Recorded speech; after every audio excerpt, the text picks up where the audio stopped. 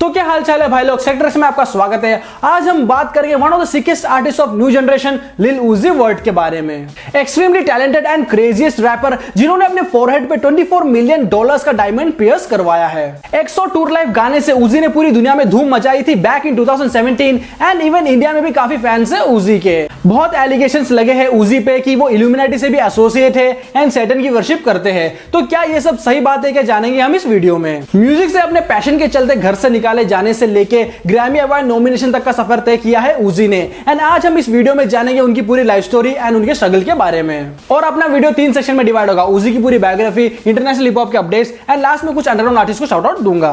अगर आप hip hop सुनते हो या आर्टिस्ट हो तो हमसे इंस्टाग्राम पे जरूर जुड़ना। तो इसी के साथ चैनल का इंट्रो करते हैं रोल और शुरू करते हैं लिल उजी वर्ट की biography.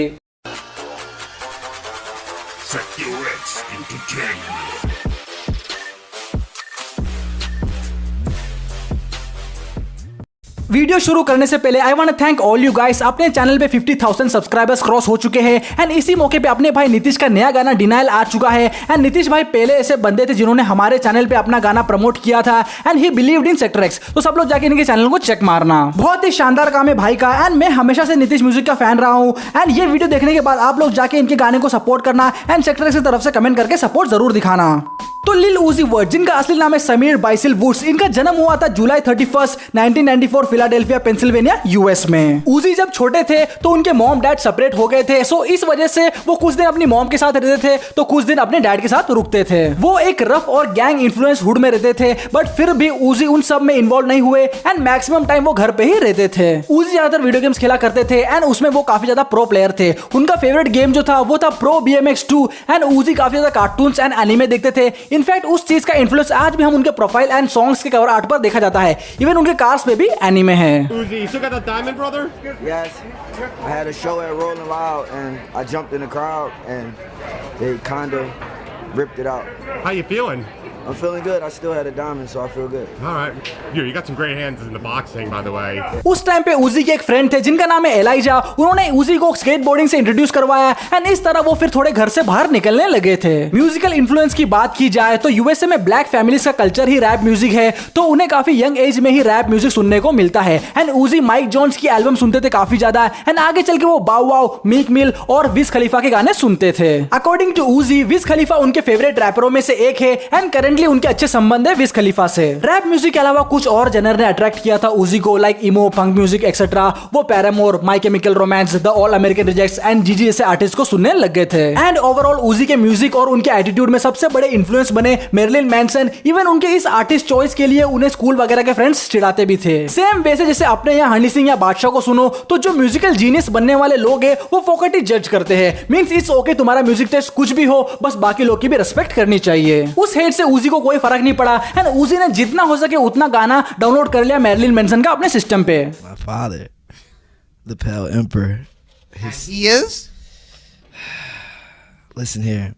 At age 27, I will leave this earth for उजी अपने स्कूल में ट्रम्पेट बजाते थे एंड सीनियर हाई में आते आते उन्होंने कुछ नए डोप रैपर्स को डिस्कवर किया एंड उनके गाने सुनने लगे और वो आर्टिस्ट थे Kanye West, ASAP Rocky and Feral Williams. Kanye West की एल्बम 808 एंड हार्टब्रेक्स ने काफी इन्फ्लुएंस किया था उजी को एंड अब उजी इस लेवल पे आ गए हैं कि जो कान्ये उनके इंस्पिरेशन थे अब साथ में दोनों शॉपिंग करते हैं। स्कूल टाइम में उजी बहुत मस्ती करते थे अपनी क्लास में एंड एक तरह से उन्हें क्लास के क्लाउन भी बोल सकते हैं। उजी ने 10th ग्रेड में ही हेयर कलर करवा लिया था एंड अपने हाई स्कूल में ही उन्होंने अपने दांतों में ग्रिल लगवा लिए थे। तो भाई लोग बहुत सारे रैपर्स अपने दांतों में डायमंड या गोल्ड ग्रिल्स लगाते हैं, तो मैं बहुत ही जल्द ग्रिल कल्चर के ऊपर भी एक वीडियो लेके आऊंगा। अपने सीनियर हाई स्कूल के दिनों में उजी के एक क्लासमेट थे जिनका नाम था विलियम एस्टन, जो एक रैपर थे एंड एक रिमिक्स सॉन्ग ड्रॉप किया था उन्होंने क्रिस ब्राउन के गाने लुक एट मी नाउ का एंड वो काफी पॉपुलर हो गए थे उस गाने से स्कूल में एंड ये चीज काफी इन्फ्लुएंस कर गई थी उजी को। क्लास की सारी गर्ल्स जो थी उनका अटेंशन एस्टन को मिलने लगा एंड इस चीज से समझ लो उजी को एक तरह से जलन महसूस हुई।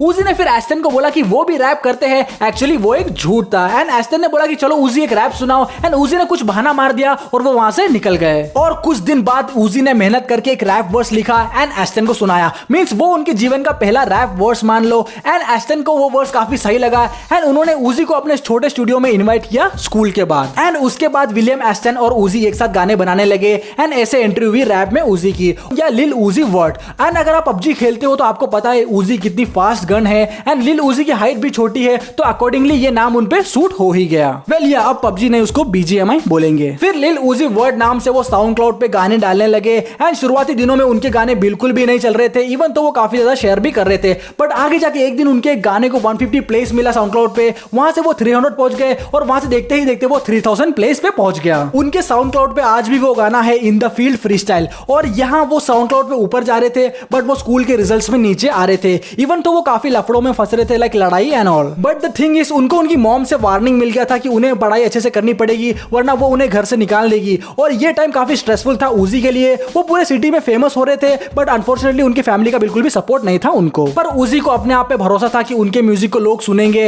एंड ये विश्वास हर आर्टिस्ट को होना चाहिए अगर टैलेंटेड हो तो। उजी ने फिर पैसे जो उनके पास बचे थे सब अपनी ईपी पे लगा दिया, जिसका नाम था द पर्पल थॉट्स वॉल्यूम 1, जिसमें स्पेस गोस्ट पर्प के प्रोडक्शन वगैरह भी थे एंड ये ईपी थोड़ी बहुत चली एंड काफी लोगों को ये पसंद आ रही थी, जिसमें एक थे डीजे बसवर्दी जिन्होंने उजी को मैनेज करने के लिए अप्रोच किया। उजी बस एक तरीका खोज रहे थे कि कैसे भी करके उन्हें रैप गेम में आगे बढ़ना है, क्योंकि वो स्कूल वापस नहीं जाना चाहते थे। डीजे बसवर्दी ने उनके गाने को काफी इंडस्ट्री में कनेक्टेड लोगों तक पहुंचाया एंड फाइनली उजी का जो गाना है वो डीजे डायमंड कट्स के हाथ लगा, जो फिली रेडियो पावर 99 की होस्ट थी एंड डीजे बसवर्दी की फियांसी भी थी। डीजे डायमंड कट्स को उजी का गाना इतना अच्छा लगा कि उन्होंने उजी के गाने को अपने रेडियो शो पे प्ले किया, जो कि एक बहुत बड़ा ब्रेक था उजी के लिए उस टाइम पे। एंड इवेंचुअली वो गाने को रेडियो के through mixtape legend Don Cannon ने सुना एंड डॉन कैनन इतने इंप्रेस हुए उजी से कि वो मिलने भी आए थे उजी से एंड उजी ने ऐसे ही म्यूजिक कंटिन्यू रखा एंड स्टूडियो जाते रहे एंड छोटे मोटे ओपन माइक्स वगैरह से पैसे कमा लेते थे वो। एक दिन जब उजी स्टूडियो गए तो उन्हें वहां पे एसएप मॉब के फाउंडर एसएप याम्स मिले और ऐसे ही उजी और याम्स की पहचान हुई एंड फिर दोनों की दोस्ती काफी गहरी हुई एंड इवन याम्स ने अपने डेथ के पहले बोला था उजी को कि तुम एक दिन बहुत बड़े स्टार बनोगे एंड ऐसा हुआ भी। 2014 में उजी ने stylish and designer Brittany Byrd को डेट करना चालू किया एंड उजी का म्यूजिकल करियर भी धीरे धीरे ट्रैक पे आ रहा था, बट उजी की मॉम चाहती थी कि वो एक नॉर्मल जॉब करे एंड उजी अपनी मॉम को हमेशा खुश रखना चाहते थे।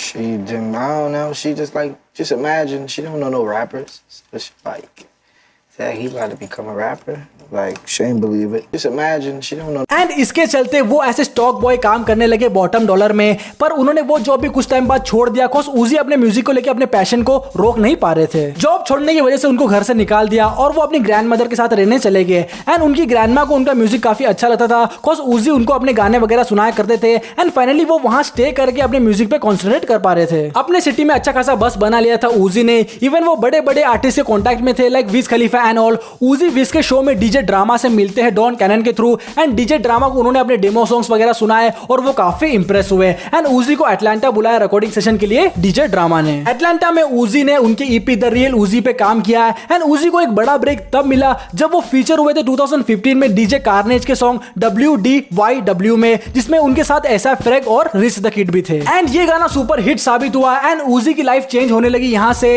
एंड फिर आगे चल के वो फाइनली जाके अटलांटिक रिकॉर्ड से साइन हो गए एंड देन उजी ने लव इज रेज ड्रॉप किया, जिससे उनकी बस और बढ़ गई एंड LUV जो उसमें है वो केवल लव ही नहीं लिल उजी वर्ड का शॉर्ट फॉर्म है। इसी के साथ उजी इंडस्ट्री में एस्टैब्लिश हो गए प्रॉपर्ली एंड यंग थग के स्लाइम सीजन 2 के इंट्रो में भी फीचर हुए थे वो एंड उसके बाद फिर लिल उजी वर्ड ने लिल उजी वर्ड वर्सेस द वर्ल्ड जैसे प्रोजेक्ट ड्रॉप करे एंड ये चीजें काफी तेजी से मूव होने लगी थी उजी वर्ड के लिए एंड फिर 2016 में XXL मैगजीन के फ्रेशमैन क्लास लिस्ट में इंक्लूड हुए थे वो कोडैक ब्लैक, लिल याची और 21 सैवेज वगैरह के साथ। 2016 एक अच्छा साल था उजी के लिए, उन्होंने परफेक्ट लव टेप रिलीज किया जिसमें डू व्हाट आई वांट जैसे सुपर हिट गाने थे जिसके ऑलमोस्ट 80 मिलियन प्लेस है अभी साउंड क्लाउड पे। फिर वो मिगोस के नंबर 1 सॉन्ग बैड एंड बूजी में भी फीचर हुए जो उस साल का सबसे बड़ा सॉन्ग था एंड उजी का वर्स काफी नोटिस हुआ था उसमें।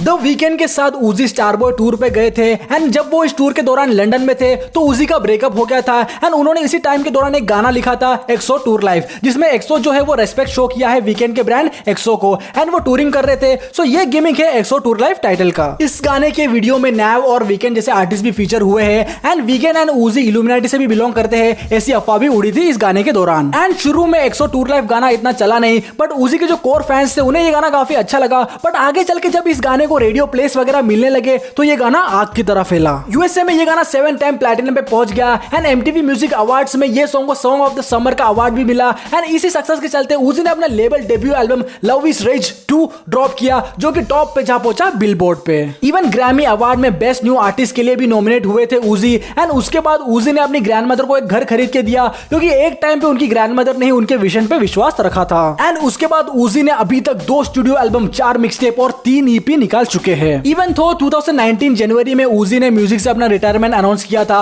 बट जेजी के लेवल रॉक नेशन से डील के बाद वो वापस म्यूजिक में आए। उजी के पास सिक कार कलेक्शन है एंड उनके कस्टम मेड कार्स के चर्चे पूरे hip hop and anime fans के बीच में है। रिसेंटली उन्होंने अपने फोरहेड पे $24 मिलियन का डायमंड पियर्स करवाया है, जो कि काफी बवाल है और पूरी दुनिया में इसके चर्चे हुए थे। तो उजी ऐसे ही धूम मचा रहे हैं इंडस्ट्री में। ऑल द बेस्ट उजी को। एंड उजी की बायोग्राफी यही खत्म होती है। अब मैं जल्दी से आपको कुछ इंटरनेशनल हिप हॉप के अपडेट्स दे देता हूं। Domestic violence and illegal gun के चलते फेमस डेक्स को 364 डेज की सजा हुई है। Donda and certified lover boy दोनों रिलीज हो गई है एंड इसके चलते काफी क्लैशेस चल रहे हैं कान्ये और ड्रेक के बीच में। एंड रिसेंटली रिकी रॉस ने $2 मिलियन का सिर्फ एक वॉच लिया है। तो अब बारी है शाउट आउट की। तो आज का शाउट आउट जाता है, जैसे मैंने बताया था, नीतीश म्यूजिक का नया गाना डिनायल आ चुका है। बहुत ही सिक आर्टिस्ट है, सब लोग जाके सपोर्ट करना एंड सब्सक्राइब एंड शेयर करके भाई को सपोर्ट करना मत भूलना। अगर आप हिप हॉप सुनते हो या आर्टिस्ट हो तो हमसे इंस्टाग्राम पे जरूर जुड़ना। तो मिलते हैं अपन अगले वीडियो में, तब तक अपना ख्याल रखना, अपने घर वालों का ख्याल रखना, इंटरनेशनल आर्टिस्ट को सुनना, अपने लोकल आर्टिस्ट को सपोर्ट करना एंड नीतीश भाई का नया गाना लूप पे सुनना। Bye bye, take care.